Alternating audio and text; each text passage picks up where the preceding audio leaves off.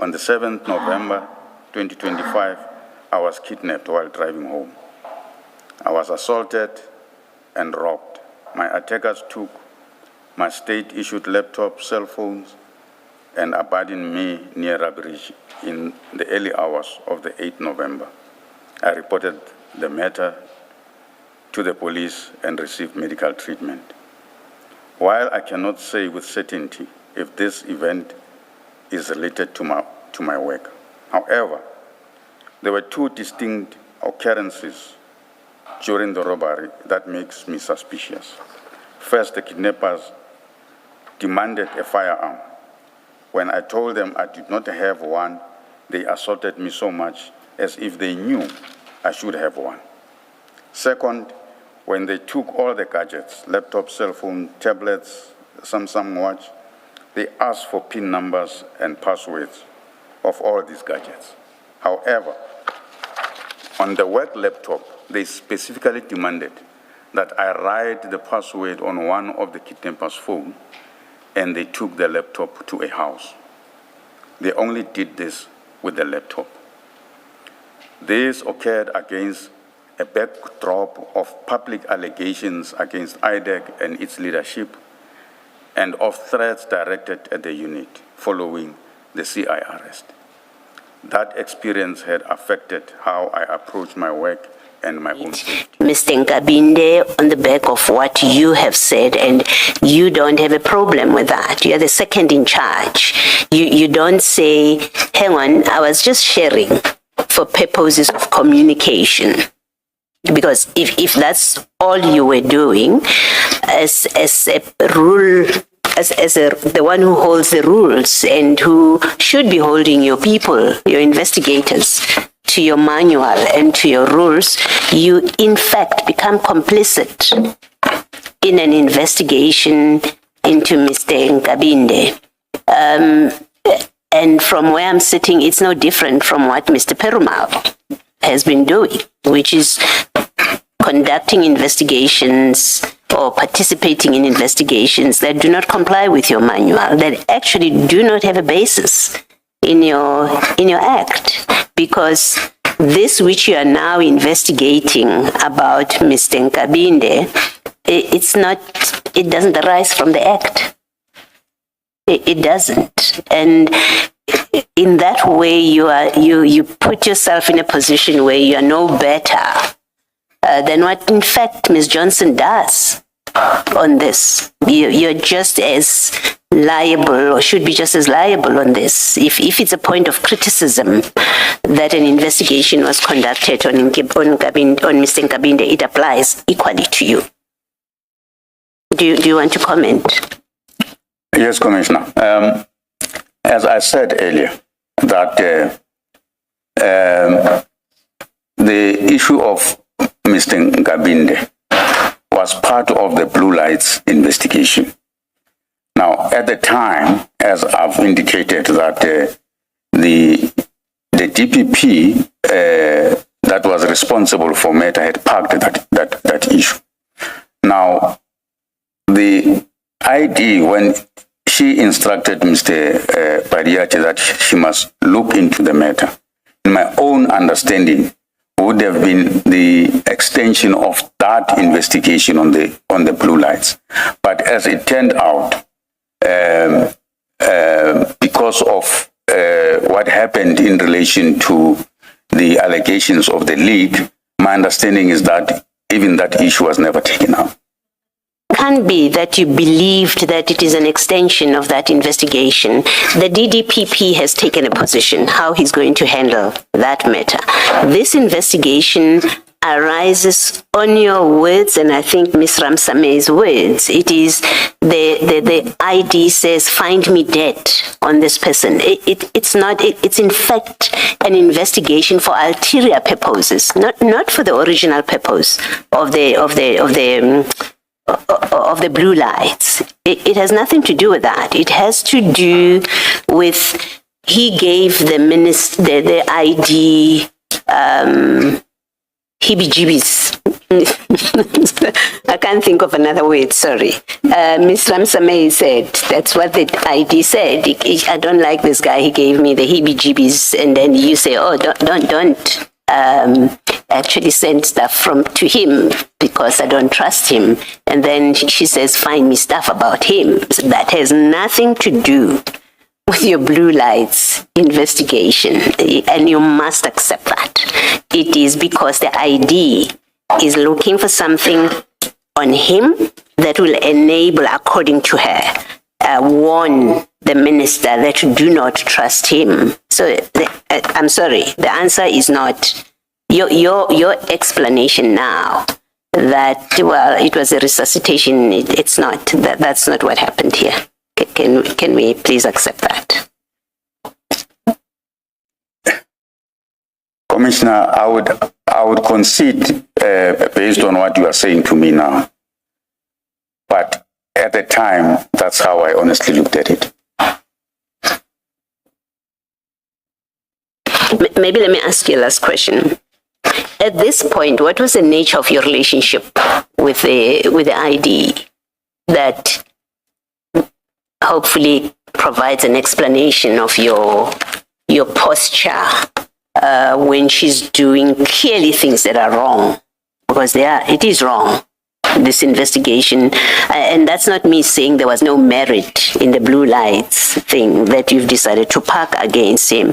I'm talking about here what I say, the motive had nothing to do with the blue lights, had with how she claims he made her feel, but also now she wants to warn the minister. For you not to say to the ID, no, that's wrong. We shouldn't be doing that. And you're the second in command at this point. Your investigators report to you. What's the nature of your relationship at this point? We've always had a good relationship with the ID. I cannot say that the relationship was strained or anything at that point in time. Nothing that precluded you saying to her, maybe we shouldn't do this. This investigation now that we are starting, I was being helpful only for purpose of communication, but now that you're speaking about investigating him, I think it's wrong. It doesn't comply with our law. It's not anticipated in our mandate. Nothing stopped you saying that to her. Nothing stopped me saying it, and I didn't say it. Okay, thank you. Thank you. Advocate Johnson said, for example, about Mr. Adams's referral. She said she did not discuss that with you because it was a simple matter, and she was of the view that she could handle it all by herself without involving you.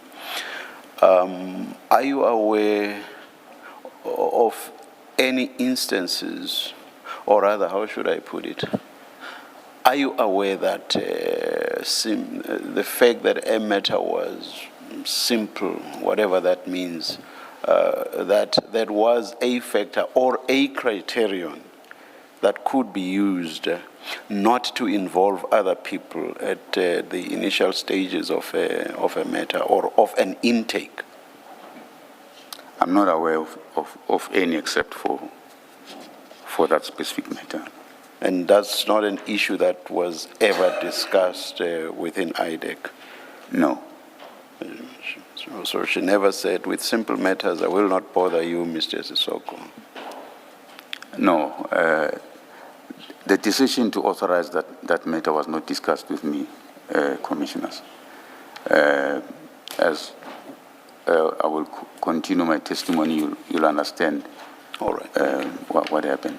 No, I just wanted to understand the criterion she said she used in respect of this crime intelligence, these crime intelligence matters. I've been asked why, given my position and the leadership role I ordinarily play, I did not raise concerns at the time or ask to be included in these matters. The answer lies partly in my own history. During my time at IPID, I was involved in serious conflicts. I stood my ground and I paid a heavy price for it. I was suspended in 2015 and subjected to a disciplinary process and criminally charged, which I regarded as unlawful. The charges related to IPID report concerning the rendition of Zimbabwean nationals. In August 2016, I was dismissed in absentia after being found guilty of gross misconduct at a time when I was hospitalized for depression. My request for a postponement had been refused, and I never gave evidence in my own defense. Following the Constitutional Court finding that the suspension of the then Executive Director, Mr. McBride, was unlawful, he was reinstated to his position. I also challenged my dismissal through the Bargaining Council and was reinstated.